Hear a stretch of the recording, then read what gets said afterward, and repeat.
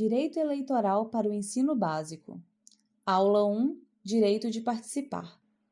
Em janeiro de 1532, a primeira vila em colônia portuguesa foi a urna para eleger o seu conselho municipal. O direito ao voto sempre foi um direito de todos? Não. Apenas homens brancos e ricos podiam votar. Mulheres e negros não tinham o direito. O voto é obrigatório para pessoas entre 18 e 70 anos e facultativo para analfabetos maiores de 70 anos, maiores de 16 e menores de 18 anos. Não podem votar aqueles que não se inscreverem como eleitores ou estejam com o título cancelado ou suspenso. A legislação brasileira garante amplo acesso ao processo eleitoral, permitindo que qualquer brasileiro alfabetizado, com título eleitoral devidamente regularizado e idade mínima, possa ser votado. Para ser votado como vereador, a idade mínima é 18 anos. Para deputado e prefeito, 21 anos. Para governador, 30 anos. Para ser votado como senador e presidente, 35 anos. O que fazem os vereadores? Eles fazem leis municipais, representam a sociedade em sua pluralidade de interesses, fiscalizam as ações do executivo, ou seja, do prefeito. O município é a divisão legal de um estado. É administrado por uma prefeitura. O município é formado pela cidade, ou seja, a área urbana, e também pelo campo, ou seja, a área rural. Pode conter outras cidades menores que não possuem autonomia para se emanciparem. Aula 2. Eleitor consciente, vota consciente. Você sabe o que é um eleitor consciente? Um eleitor consciente conhece as regras do processo eleitoral, participa das eleições, conhece a história dos candidatos, se informa sobre a ideia dos partidos políticos, fica atento às atuações dos candidatos eleitos e valoriza seu voto. Como participar das eleições? Examinando as propostas, fiscalizando as campanhas, denunciando as irregularidades, avaliando o que é legítimo e o que ofende às regras da disputa eleitoral. Como escolher os candidatos? Procurando conhecer a história deles, se informando a respeito das ideias do partido político ao qual o candidato de sua escolha está afiliado, pois a ideologia partidária, ou seja, os propósitos do partido, definem como o candidato agirá quando for eleito. Atenção à atuação de cada candidato. Aqueles que possam tentar comprar votos ou oferecer alguma vantagem em troca de apoio político, certamente continuarão a promover corrupção se forem eleitos. Trocar seu voto por dinheiro, bens, favores ou vantagens de qualquer natureza oferecida por candidatos é crime previsto no Código Eleitoral brasileiro. Tanto quem compra quanto quem vende o voto podem ser punidos com até 4 anos de prisão e pagamento de multa. Vamos refletir. O candidato que compra votos é confiável? Como o candidato vai recuperar o dinheiro que gastou em sua campanha? Está propenso a desviar recursos públicos? Qual a diferença entre o voto branco e o voto nulo? O voto em branco ocorre quando o eleitor não manifesta preferência por nenhum dos candidatos.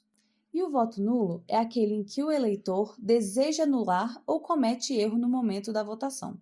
Se mais da metade dos eleitores anularem os votos, as eleições serão anuladas? Não. Essa tese surgiu de interpretação equivocada do artigo 24 do Código Eleitoral. Essa nulidade só é possível através de decisão judicial. Aula 3.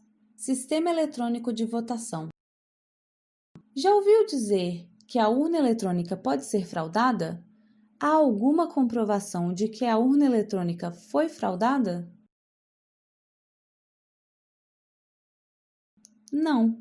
O Brasil é o único país do mundo que abre o sistema de segurança da urna para auditoria. O TSE promove testes públicos do sistema de votação para que se tente quebrar o protocolo de segurança. Qualquer brasileiro maior de 18 anos pode participar. Até hoje, ninguém conseguiu quebrar esse sistema de segurança. O histórico de fraudes nas votações de urna de lona e cédulas de papel no Brasil levou ao desenvolvimento da urna eletrônica.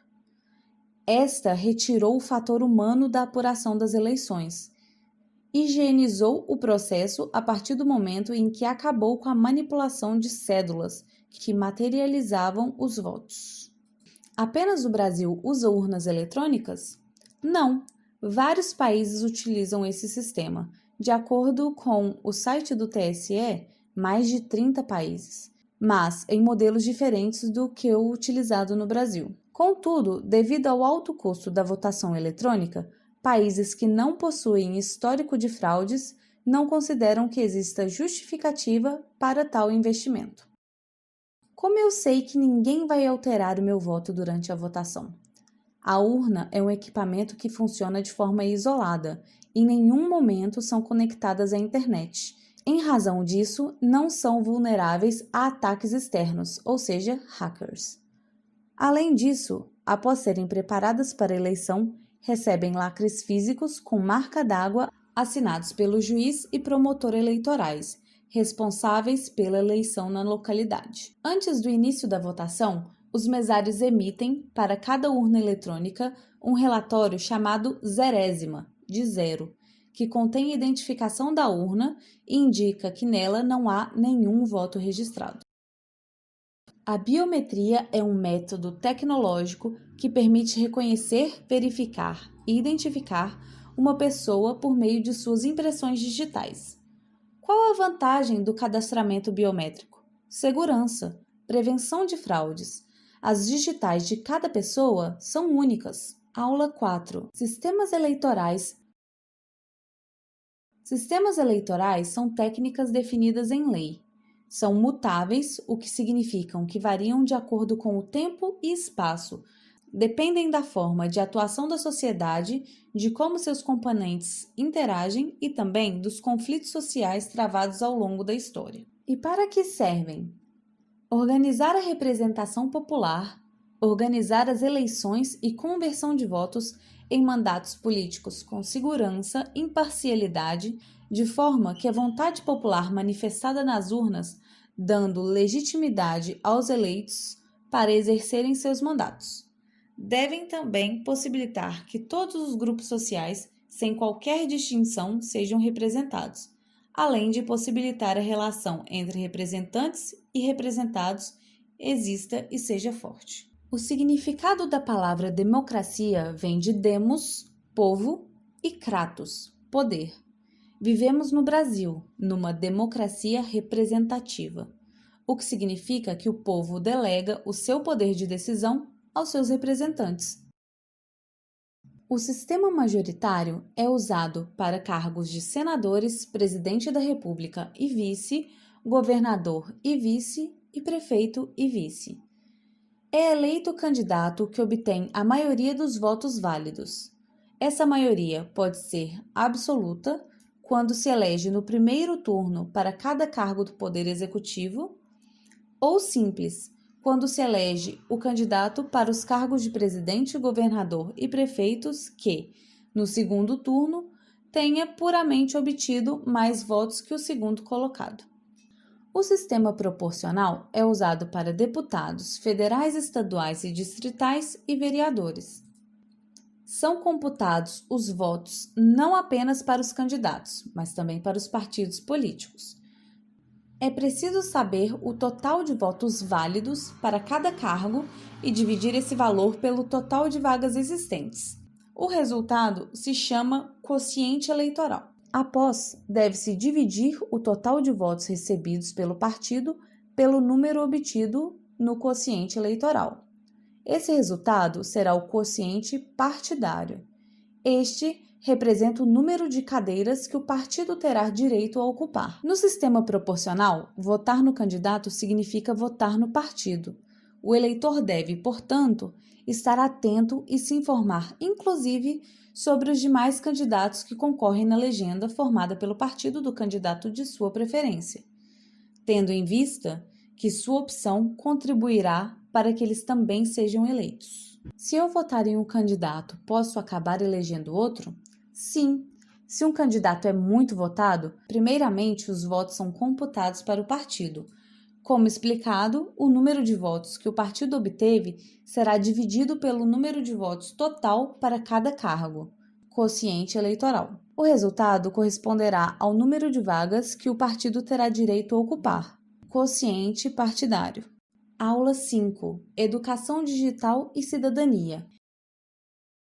Eleitor consciente não propaga e se protege de notícias falsas ou que não correspondam às verdades dos fatos.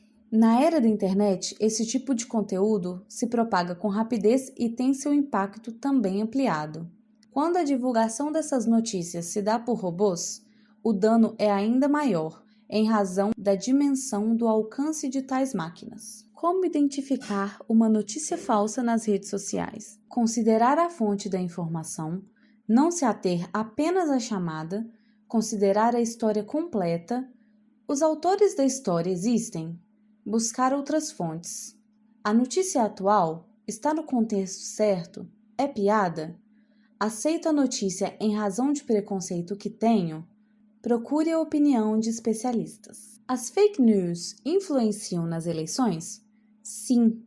A formação da convicção dos eleitores é um processo construído, e por tudo que foi explicado, inclusive pelo fenômeno da pós-verdade, que é uma tendência em acatar como verdadeira informação por razões pessoais, políticas, religiosas, culturais ou emocionais, independente de sua veracidade, pode-se concluir que disseminar notícias falsas ou que não correspondem à verdade dos fatos pode influenciar na escolha construída pelos eleitores.